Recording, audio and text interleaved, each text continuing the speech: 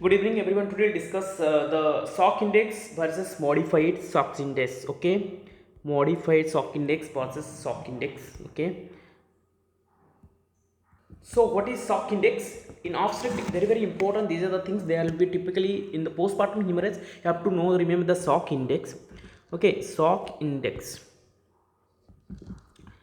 The SOC index is is a hemodynamic stability hemodynamic stability indicators. Okay, the next point is here the SOC index is the formula is SOC index is equal to heart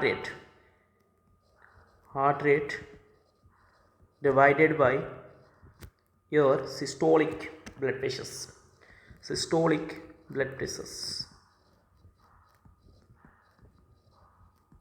That is systolic blood pressures. Okay, so in obstetric there is SOC index is a normal SOC index of a pregnant woman is normal SOC index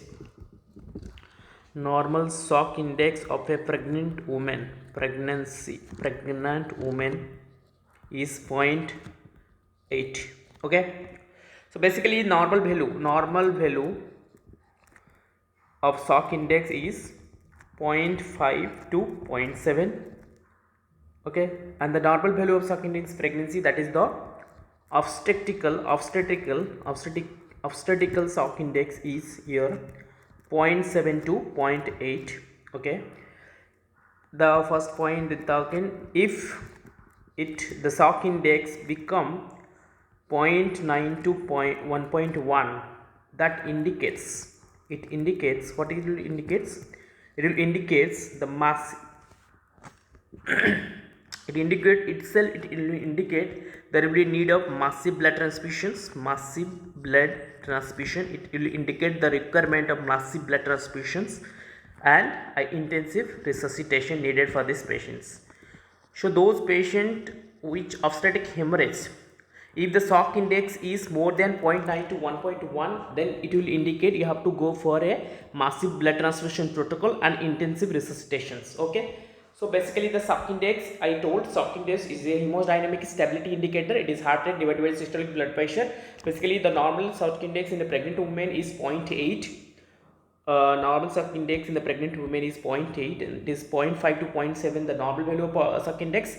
Obstetric SOC index is 0.7 to 0.8. If the SOC index is 0.9 to 1.1, if it indicates massive, it will indicate that it will be the patient will require massive blood transfusion protocol and intensive ICU care resuscitations. okay, here the SOC index normal, how much blood loss you will expect. It is like 0.6 to 0.9. the blood loss will be 500 to 750 ml. that is loss of blood volume is less than 20%. if the SOC index is 1, that means 1000 to 1.5 liter blood loss already happened, that is 20 to 30% of loss of blood volume. If it is SOC index 1.5, the loss is you can remember easily. Once it is 0.6 to 0.9, 750. 1 SOC index 1000 to 1.5 liters. If 1.5 SOC index 1.5 to 2.5 liter, that is 30 to 50% blood loss. Loss of blood volume. If the SOC index is more than equal to 2, that means 2.5 to 3.5 liters blood already has been lost. That is more than 50 to 70% blood loss. Okay. This is the why this SOC index now they are changing into modified SOC index. What is this modified SOC index? What is the difference? Why they are changing to SOC index to modify SOC index now in recent? okay, because the mean arterial, here they include, instead of systolic blood pressure, the mean arterial blood pressure, because the mean arterial blood pressures can best predictors it will best represent the tissue perfusions, because mean arterial blood pressure will best indicators of tissue perfusions. And usually you can see the diastolic blood pressure in a critically ill patient, the diastolic blood pressure, that is DBP, the diastolic blood pressure critical in a of a critically ill patients. Usually the critically ill patient, the diastolic blood pressure will decrease earlier than your systolic. So it will very so if you take the systolic blood pressure in the shock index, it is mishap, it will misdiagnose. So you have to take the mean arterial blood pressures earlier than systolic blood pressures. Okay, systolic blood pressures. So diastolic will decrease fast compared to the systolic blood pressures in a critically ill patients.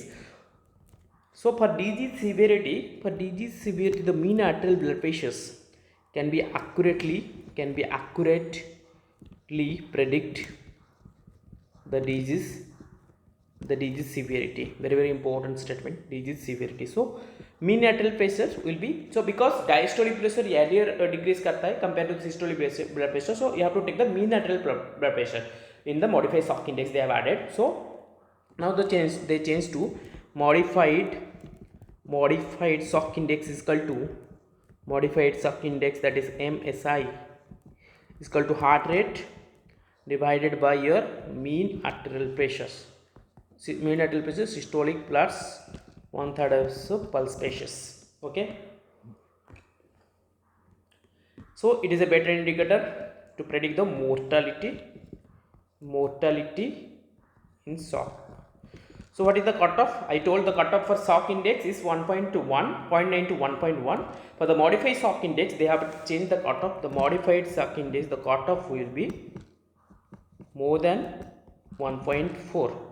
If it is more than 1.4, the severity will be increased, the mortality risk will increase. So you, in that time, you go for it will require massive blood transfusion and intensive resuscitation. So basically, I have discussed the shock index. It is hemodynamically stable patients shock index. Hemodynamic stability indicators, heart rate by systolic blood pressure normally is 0.8, shock index 0.5 to 0.7. In pregnant women, obstetric shock index is 0.7 to 0.8. And if it is 0.9 to 1.1, it will indicate requirement of massive blood transfusion and intensive care units resuscitations. The points, the based on the shock index, how much amount of blood loss you can determine. 0.6 to 0.9, 500 to 750 ml blood loss, that is 20% blood loss.